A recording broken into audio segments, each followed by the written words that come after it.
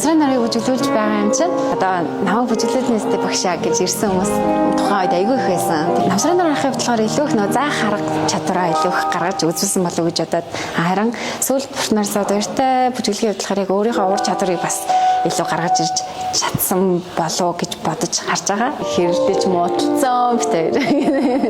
Яг шоу дөнгөж эхлэх үеэс эхлээл за энэ хоёр төрүүлнэ гэд ойр дотны мос нөртөлцөө угаасаа та хоёр төрүүлнэ бацаа тавьсан байгаа шүү гэж нэг төртөл хэлжсэн. За бүгдээрээ сайн байцгаана уу. Тэгээд намайг төвшин заяа гэдэг. Би болохоор соёл урлагийн их сургууль бүжгийн багш мэргэжлэр суралцаад 4 жил болоод төгссөн. Тэгээд түүнээс хойш одоо ер нь л яг бүжгээр хичээлсэн жил нь 13 дахь жилдээ яг тасралтгүй хичээлж байгаа. Багасаа л энэ бүжгийн айгүй сонирхолтой байсан. Жохон багасаа яг нөгөө нэг сургууль болон цэцэрлэгүүдийн жижиг тийм урлагийн үзлэгч гэдэг юм үү. Тиймэрхүү юмудаар бүжиглж ирсэн. Тэгээд бусдаар болохоор яг тэгэж зориулж бол хичээлж байгаагүй. Зүгээр л өөрөө айгүй яг дуртай сонирхолтой байсан. Жохоо ихтгэл урам зориг орсон үеийн гэх юм бол яг 1-р курсээ төгсөөд 2-р курстээ орох үедээ. За ерөнхийдөө ингээ би хичээгээд ах юм бол ингээ болохоор зүйл яана гэж бодож байна. Тэрнээс өмнө болохоор за ер нь бол сонирхлоороо ингээ ороод ирсэн. Жоохноосоо бүжиглсэн хүмүүс зөндөө байгаа. Би одоо яг жоохноосоо биш учраас яах болоо гэж айгүй хэрэгэлцэжсэн. Тэгээ 2-р курсээс эхлээл ер нь бол айгүй их тийм ихтгэл урам зориг ирсэн. Анх намайг бас яг энэ мэргэжлийг сонгож эхэлж байхад манай гэрийнхэн бас яг тэгж хэлжсэн. Одоо бүжгээр хичээллээд бүжгээр одоо хоолоо олж идэхдээ ихэр боломжтой байлээ. Ямар үлээ.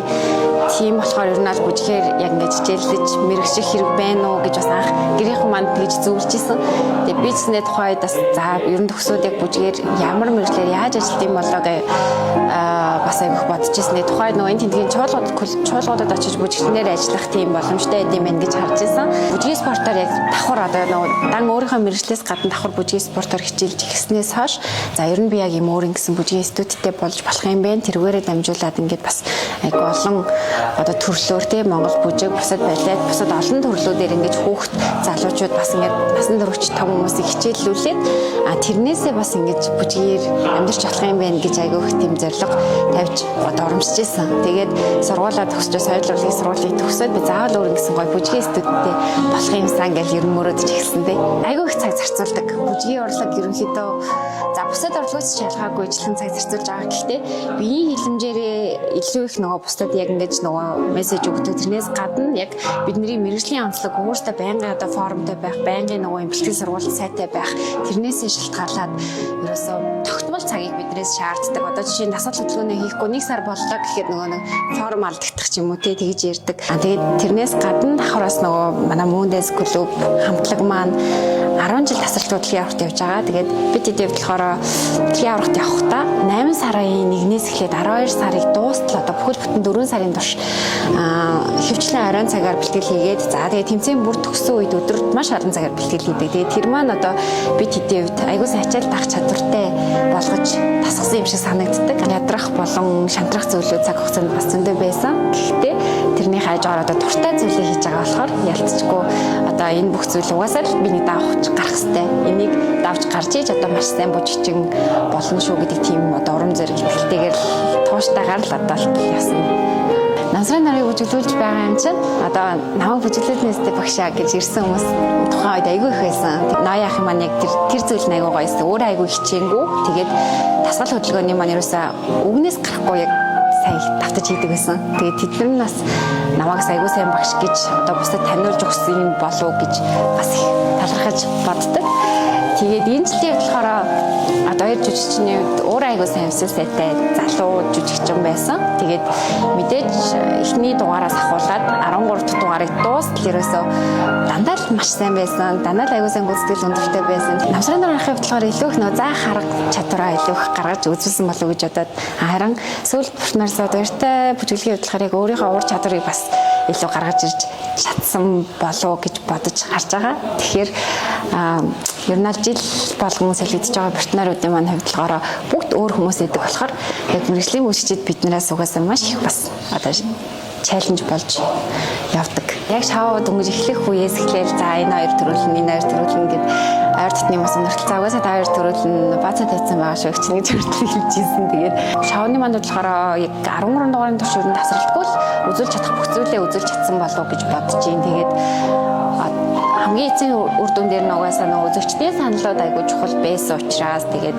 яг үзэгчдийнхаа саналын дагуу яг шоу маань нөгөө нэг дагах хэвээр зүйлээрээ хариу эцсийн ярианд гарч ирсэн. Гэхдээ одоо нөгөө нэг мэдээж битэрийн үед бас яг битэр баттай төрүүлнэ гэсэн тийм айхтар нөгөө тийм том ихтгэл бол байгаагүй. Тэр чинь мэдээж бас саналаар явж байгаа учраас за хоёул одоо шийдвэр яаж гарсан байсан нэг гоё чатгараа л байлаа гэсэн байдалтай байж байгаа. Тэгээ эзэмч тариугаа сонссон. Тухайн үед гэхдээ яг нөгөө нэг амар их юм хүлээлт тавьчих юм бол бас шууд тэр үед айгүй хэцүү байдалд орох болов ч юм уу эсвэл нөгөө нэг юм эсрэгээр унах тиймэрхүү зүйл гарах юм болов уу гэж өөртөө бодож байсан учраас айгүй тийм хүлээлт байлуулах тавихгүй байгааг хичээжсэн. Тэгээд хүмүүсээс айгүй гой урам зориг өгч байгаа. Одоо л нөгөө нэг тойр төрүүлэх байсан ч юм уу тиймэрхүү зүйлүүд ирж байгаа. Гэхдээ ерөөс ямар нэгэн тийм харамсан ч юм уу эсвэл ёо өстө нэрдэгчгүй тэг гэдэг юм одоогоор яг гарч ирэхгүй бас тийм айгүй гой тайван иргэн тойрны маань ингээд дуулж байгаа болгоно гой урам зориг өгж байгаа учраас айгүй гой тайван гой байгаа.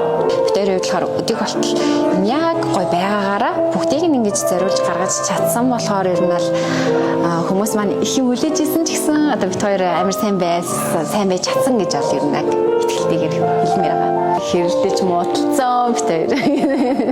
Ер нь сүүлийн сунаалаас өмнөх гэдэг чинь за сүүлийн 3 4 7 хоног сүүлийн 1 сар гэсэн үг ер нь бас мэдээж нөгөө нь ингээд цаанаас ирж байгаа өгдөл одоо хөгжим бүжиг бүх зүйлүүд нь заримдаа зохиолууд ингээд сэтгэл төрөхгүй ч юм арай зүрх одоо хүлээлтээс арай өөрөөр ирэх тохиол байна. Бас партнерын маань хувьд ч гэсэндээ зарим үед жоохон юм ядран тэр үн чинь ийм олон цагаар ийм удаан ачаал авч ингэж олон цагаар бүжгэлдэггүй учраас яг сүүлийн 1 сар марын үед бол бүх оролцогчид ер нь жоохон ядарсан байх гэж ер нь анзаарсан. Гэхдээ тэрнээсээ шалтгаалаад бид яг жижиг зүйл дээр тэр нь ерөөсөө айгүй инээдтэй чи энэ хөдөлгөөнөө чийдэлсэнгүй үгүй юу яриад би чийдэлсэн байсан үгүй чи сая тийг алдсан гэдэг тиймэрхүү жижиг сажиг юмнаас болоод мэдээж бас ингээ хоорондоо жоохон зөрчилдөг үе зөндөө байсан. Гэхдээ манай одоо хоёрын хувьд болохоор айгүй эерэг ерөөсөө ингээл жижиг юм чи инээдэн болгоод ингээд өнгөрөөч чаддаг. Тийм байсан болохоор ер нь бол бас надад тэр нь айгүй гоё юм харьцахад айгүй амар байсан. Мэдээж яг насны хувьд ойролцоо тэгээд удаангаар ингээд бүжиглээд явж байгаа болохоор мэдээж зөрчилдөггүй айгүй их байсан. Тэгээд яг за зөрчилдөөд ингээд яг муудалцгаад ирэхээр ч юм за өнөөдөр ингээд амрын маргааш хойлыг ирж босоод ингээд сайхан бэлтгэлээ гоё хийя гэдэг ч юм уу тиймэрхүү зүйлүүд бас байсан болохоор айгүй байгаа.